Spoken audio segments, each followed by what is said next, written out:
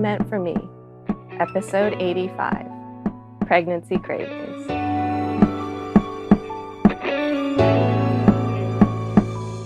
Hey, Magical Misfits, it's Caden Ivy, and welcome back to A Tone Meant for Me. So, continuing on with my journey through pregnancy, it has been a rough go, especially in the food department. Um, Part of having hyperemesis is you throw up constantly. And then on top of that, you have food aversions that also make it really difficult. So throughout the first trimester, I was either completely starving from throwing up so much, couldn't eat from throwing up so much, or the things that I was craving were definitely going to make me sick. So when I was at my most dehydrated state, the thing that I craved most was ice water.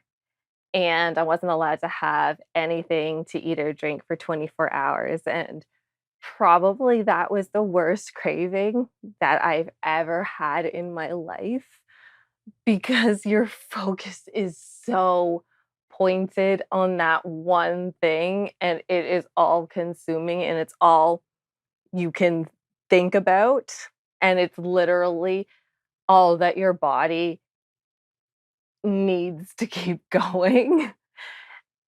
I'll look at other foods or even smell foods or somebody can talk about a certain food and I'll be like, no, no, that's that doesn't sound good. Even things that I loved way before I was got pregnant or I liked at the beginning of my pregnancy, sometimes I'll just be like, no, that's not happening. So I've lived pretty much off of French toast for the past couple months. Poor Donald has been making me French toast almost every day and putting salt on it for me.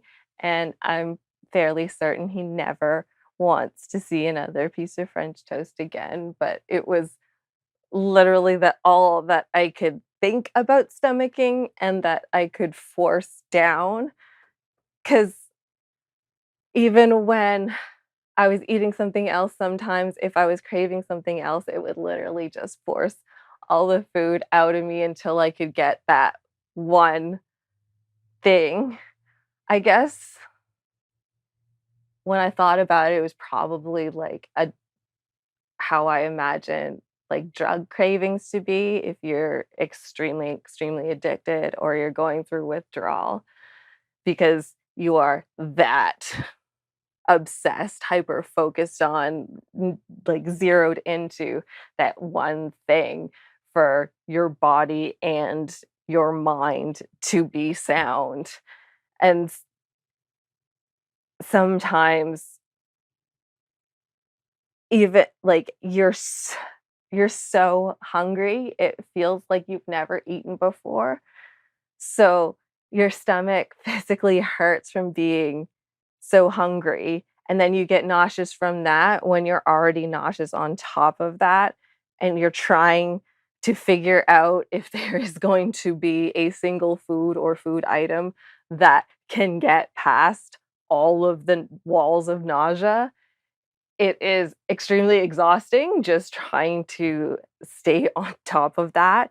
Plus, I have to take meds every 4 hours to make sure that we are on top of the nausea because as we saw earlier in my pregnancy, if we slip up or we slip up with the timing or we run a little late, then it is so easy to kind of domino backwards and it just everything slips out from there.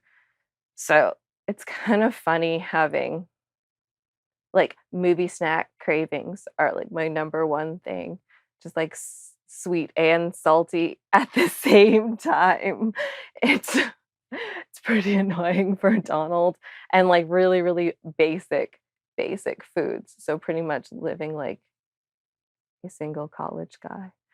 Like all kinds of foods that I wouldn't normally eat at all.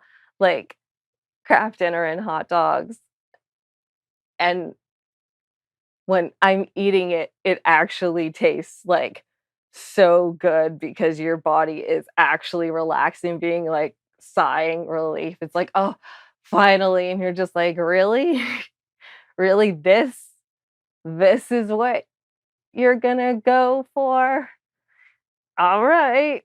And it's actually crazy to me that the baby can still get nutrients from me after losing so many and having such a weird, unpredictable diet, and that's just the tea.